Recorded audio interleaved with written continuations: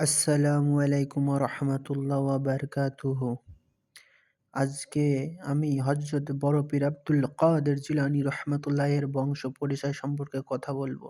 তার পিতার বংশের পরিচয়। বড় পীর হজরত আব্দুল কাদের জিলানী রহমতুল্লাহ হজরত মোহাম্মদ সাল্লাল্লাহু আলাইহি ও আলী আলাইহিসসালামের রক্তধারার মাধ্যমে দুনিয়াতে আগমন করেন। তিনি মাতৃ-পিতৃ উভয় দিক থেকে হযরত মুহাম্মদ সাল্লাল্লাহু আলাইহি ওয়াসাল্লামের রক্তধারায় মিশিত আছেন। তার পুণ্যবান পিতার বংশসূত্র উপরের দিকে আওলাদে রাসূল সাল্লাল্লাহু আলাইহি ওয়াসাল্লামের বংশ ইমাম হাসান রাদিয়াল্লাহু তাআলা আনহু এর সঙ্গে মিলিত হয়েছে। অপরদিকে স্নেহময় জননীর বংশক্রম উপরের দিকে সৈয়দ বংশের অমূল্য রত্ন ইমাম হুসাইন রাহমাতুল্লাহ রাদিয়াল্লাহু তাআলা আনহু এর সঙ্গে মিলিত হয়েছে। এ ব্যাপারে বড় পীর হযরত আব্দুল কাদের জিলানী রাহমাতুল্লাহ সবচেয়ে ধন্য ব্যক্তি হিসাবে পরিচিত। পিতার বংশের পরিচয়।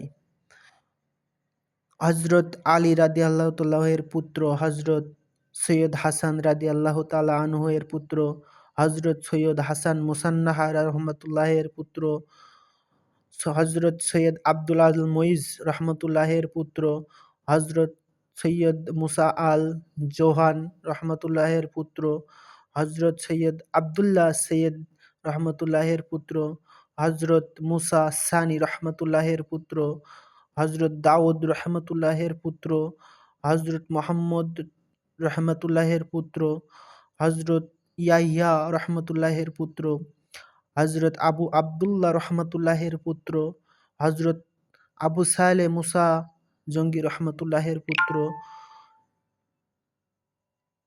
হযরত গাউসুল আজম পীরানা পীর দস্তগীর গাউসুল আজম গাউস পাক হযরত আব্দুল কাদের জিলানী রহমতুল্লাহ।